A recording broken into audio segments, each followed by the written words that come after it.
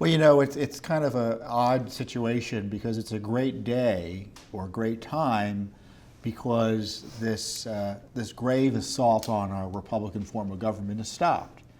There was a coup attempt to try to overthrow the President of the United States, and the Mueller operation was part of that. Whether Mr. Mueller is never going to acknowledge that, but the most charitable interpretation is he was a tool of opponents of the President who were abusing their power by making up stuff to suggest illegal collusion with the Russians to sway our elections. So it's great that that's over. But what corruption behind the whole process? And we shouldn't be, we should be celebrating that the President is free of this illicit investigation. But there's got to be accountability for the corruption behind the investigation, the abuse of power that led to it. And you know, going back, and I was thinking about what was it that kind of made us think there was something up here? And you know, it was your typical government misconduct. Illegal leaks of classified information, targeting then at the time the incoming Attorney General Jeff Sessions and Michael Flynn. And it was classified information related to communications they had with the Russians. So this was intel information, the sacrosanct material that is never supposed to be released. Never supposed to be out. And certainly never supposed to be associated with an individual American. Exactly. Yet it was illegally leaked, and the media happily ran with it. And the allegation was the Russians were working with the Trump people. And you know, now Mr. Mueller, after bringing really unprecedented resources to bear on investigating those allegations, has found there was no evidence of it. So that dossier, the allegations that the Russians had something on General Flynn, all of that is false. There was no evidence means none of that was true. And we had 2 years, at least, of investigations harassing the President of the United States, impeding the functions of the executive branch, distorting our government, and in many ways, it's now come to a close. The Democrats who are opposing President Trump will try to do what they can to push it along still. But you know, what a vindication for the President, but what an attack and an outrage on our body politic. Vindication for the President, but a condemnation of the way our government was run by the deep state for the past over 2 years, beginning with, correct me if I'm wrong, the third debate when Hillary Clinton, you have said over and over again, this starts with Hillary Clinton. The third debate when Hillary Clinton accused Donald Trump out of nowhere of being a Russian puppet. Well, that's right. That was that was her vendor, Fusion GPS, who compiled the dossier. Again, Mueller has said there's no evidence. So that dossier that everyone has pointed to as being legitimate and a legitimate basis for spy warrants on the President of the United States and then candidate Trump, there was no basis for it. So Hillary Clinton was behind the big lie. Absolutely. Certainly President Obama and Joe Biden and James Comey and Peter Strzok and Loretta Lynch and John Brennan and John Kerry, all the king's horses under President Obama. It was an all hands on deck attack on then candidate Trump, all based on a lie. Remember, it's difficult to overstate Mueller's conclusion in terms of its ramifications as to pointing at misconduct by Barack Obama and his people. So they were using this dossier to justify spying on President Trump. And Comey went so far as to confront then candidate, President-elect Trump, with the dossier with President Obama's approval. Right. And there was, Mueller said there was no evidence. That means that dossier was a sham. And it's what we've been saying. And, you know, one of the outrages here is that Mueller has been pursuing this fake investigation for, I guarantee you, a year longer than he needed to. In a sense, recall, those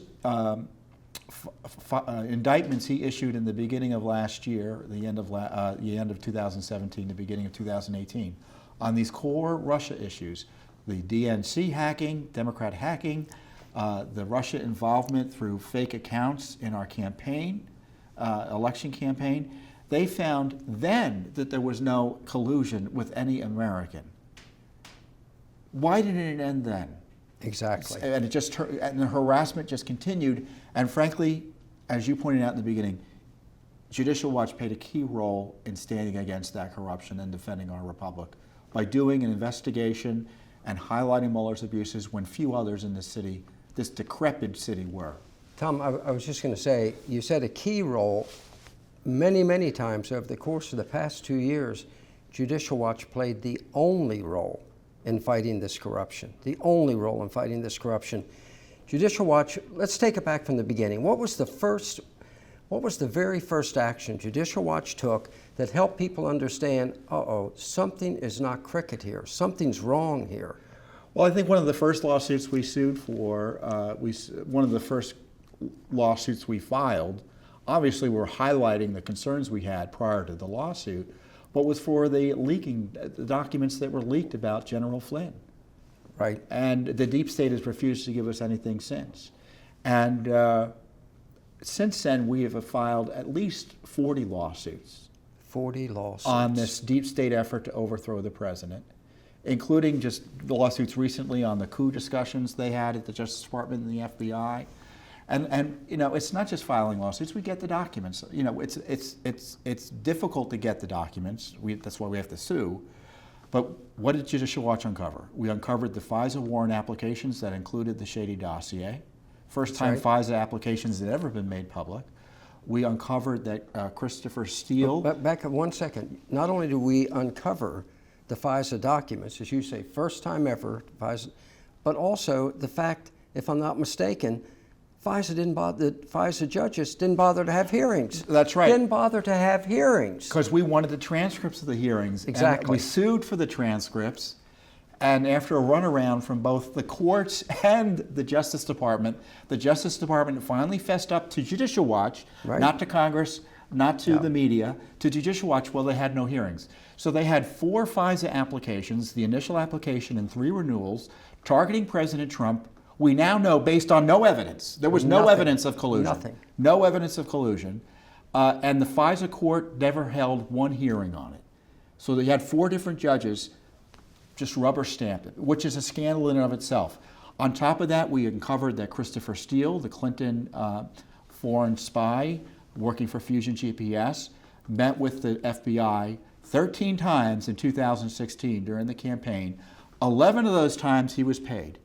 So you had the FBI paying Steele at the same time the Clinton DNC operation was paying Steele. We also uncovered he was fired by the FBI. That's collusion. That's collusion. From my opinion, that's collusion. That's the collusion. Yeah. And then, then the FBI cuts him off. We found out that the FBI cut him off. We got the document showing he was fired as a confidential informant because he was doing what Fusion GPS does, which is leak to the media. They were shopping this dossier around to the media directly through hacks like Senator John McCain's guy.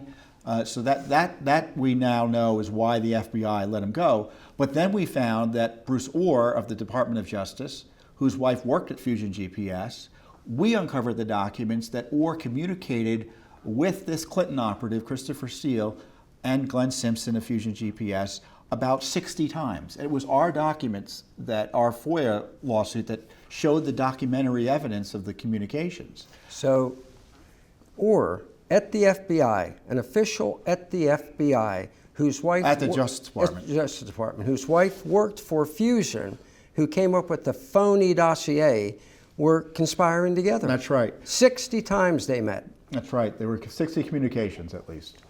And then, going into the Mueller operation, we uncovered that Andrew Weissman, the number 2 at the Mueller operation, was a rabid anti-Trumper. He sent an email to Sally Yates, who was behind this hit job on General Flynn. Right. When Sally Yates refused to enforce the president's travel ban, she was a holdover attorney general, and Weissman said, you know, I'm in awe of you, and sent her an email. I'm in awe of you. Weissman sent an email to Sally Yates after she refused to obey a presidential order telling her, I'm in awe of you. Then the next time we see Weissman, he is prosecuting the President of the United States. That's right. How fair is that? And it turns out, according to the testimony the Congress took, that Orr had briefed Weissman on the shady dossier as well. And then you've got Andrew McCabe, the number 2 at the FBI. Key figure. He was acting FBI director for a time, and he was conflicted out because of his work, because of his wife getting a ton of money from Hillary Clinton's Terry McAuliffe. They're allies. He was governor of Virginia, but it's basically all the Clinton Inc. And he was involved in investigating not only Hillary Clinton, but President Trump. And the story was that he didn't need to recuse himself, but we exposed through our request that he ended up having to recuse himself, and that contrary to what we were being told publicly, he was involved in his wife's campaign while at the FBI. So more misconduct on the part of FBI officials. Again, isn't it amazing? As all these coincidences, all the misconduct seemed to inure to the benefit of Hillary Clinton. Precisely. And to the detriment of President Trump.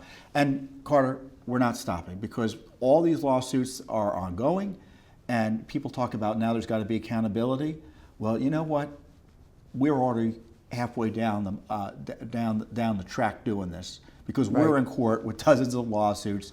We have documents coming in the next few weeks about Andrew Weissman's text messaging and emails about Hillary Clinton and President Trump. So we are well on our way to getting accountability for this deep state assault on our republic.